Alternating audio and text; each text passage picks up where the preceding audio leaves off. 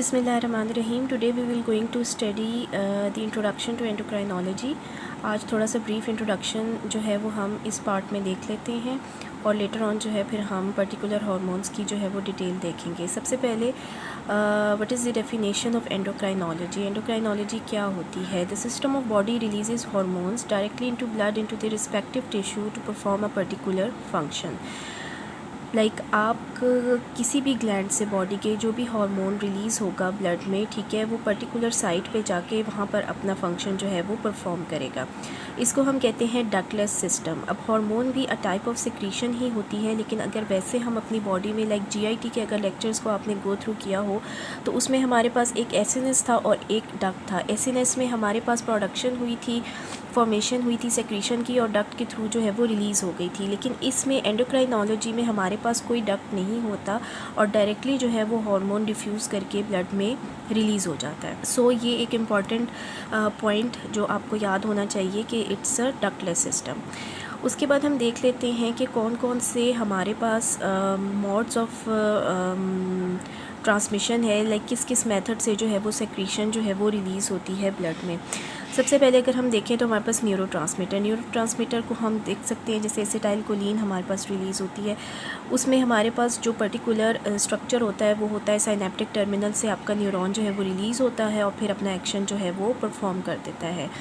उसके साथ अगर हम एंडोक्राइन को देखें तो यहाँ पर हमारे पास ग्लैंड से पर्टिकुलर हार्मोन रिलीज़ होकर डायरेक्टली जो है वो ब्लड में चला जाता है। अगेन न्यूरोट्रांसमीटर हमारे पास न्यूरॉन्स को रिलीज़ करता है। इसकी डिफ्रेंसिएशन आप जो है वो इसमें देख सकते हैं कि कौन सा पर्टिकुलर टाइप ऑफ या मोड ऑफ एक्शन जो है वो किस तरह से अपने पर्टिकुलर रिलीज़ के थ्रू जो है वो फंक्शन को परफॉर्म करता है। अगर हम न्यूरो एंडोक्राइंस की बात करें तो ये हमारे पास एक स्पेशल टाइप के हार्मोन्स होते हैं जो नर्व से सिक्रीट हो रहे होते हैं। नर्व एंडिंग से सिक्रीट होता है हार्मोन और फिर ब्लड में जो है वो ट्रैवल कर जाता है। फॉर एग्जांपल अगर हम इस पे यहाँ पे देखें तो एड्रिनल मेडुला की जो है वो हमें एग्जांपल इसमें मिलती है।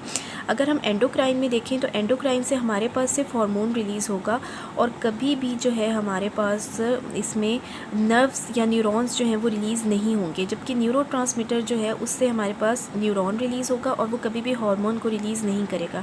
लेकिन न्यूरो एंडोक्राइन हमारे पास वो स्पेशल टाइप के हार्मोन्स हैं जो कि हमारे पास हार्मोन रिलीज़ करते हैं अपनी नर्व एंडिंग से, ठीक है। तो ये हमारे पास कितनी टाइप्स हो गई? Endocrine glands, neurotransmitter and neuro endocrines. उसके बाद है हमारे पास paracrine.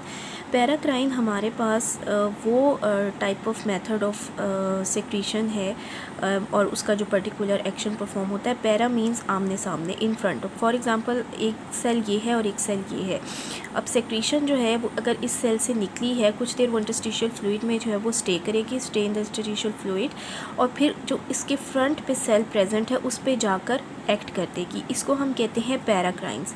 Secretion of one cell releases and act on another cell in front of it. उसके बाद हमारे पास टर्म है ऑटोक्राइन की। ऑटोक्राइन ये है कि फॉर एग्जांपल ये एक सेल है, इसमें से सेक्रीशन रिलीज़ हुई और वो इसी सेल पे जाकर जो है वो एक्ट कर देगी। One cell secretion act on the same cell, ठीक है। सेक्रीशन रिलीज़ हुई और फिर अगेन जो है वो उसने उसी पे कर दिया, इसको हम कहते हैं ऑटोक्राइन। साइटोकाइंस हमारे पास वो टाइप के सेल या सेक्रीशन होती है। Any chemical cell releases act on autocrine, endocrine और हार्मोन, ठीक है, कि जो ऑल ओवर इन चीज़ों को कवर कर ले। इसमें पैराक्राइन भी आ जाता है। इन सबको हम ऑल टुगेदर कहते हैं साइटोकाइंस। अगेन फिर अगर हम इसके केमिकल स्ट्रक्चर पे देखें कि हार्मोन्स जो हैं वो हमारे पास किस किस टाइप के होते हैं और किस तरह से जो है वो उनकी प्रेजेंटेशन होती है।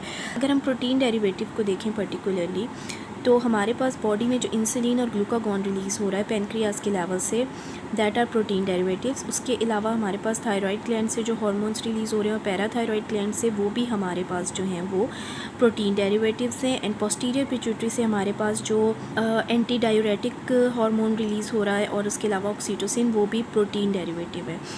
फिर हम अगर स्टीरॉयड डेरिवेटिव की बात करते हैं तो steroid is basically fat derivatives.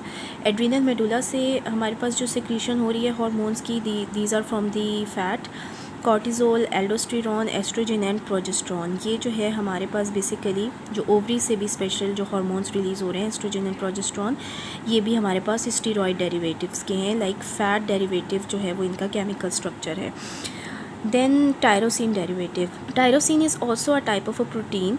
Adrenal medulla से जो हमारे पास हार्मोन्स रिलीज़ हो रहे हैं epinephrine and norepinephrine, thyroid gland के हार्मोन्स जो थायरॉक्सिन है हमारे पास स्पेशली, ये भी टायरोसिन डेरिवेटिव भी बेसिकली हमारे पास प्रोटीन की ही फॉर्म होती है अमाइनो एसिड की, और इसका जो हमारे पास स्ट्रक्चर बॉडी में आ रहा है वो एपिनेफ्रीन और नॉर एपिनेफ्रीन है। अच्छा, यहाँ पर इसका जो एक्शन है वो फास्ट है, ठीक है। एपिनेफ्रीन और नॉर एपिनेफ्रीन आपको पता है कि इनका जो है वो रैपिड एक्शन होता है बॉडी में as compare to the thyroid gland. Thyroid gland जो है वो हमारे पास लेटर ऑन उसके इफ़ेक्ट्स जो हैं वो लॉन्ग टर्म होते हैं और रिलीज़ भी इसका जो है वो स्लो होता है। इस पर हम डिटेल में जो है वो आगे बात करेंगे। अब हम नेक्स्ट पार्ट में सिंथेसिस को कवर कर लेते हैं।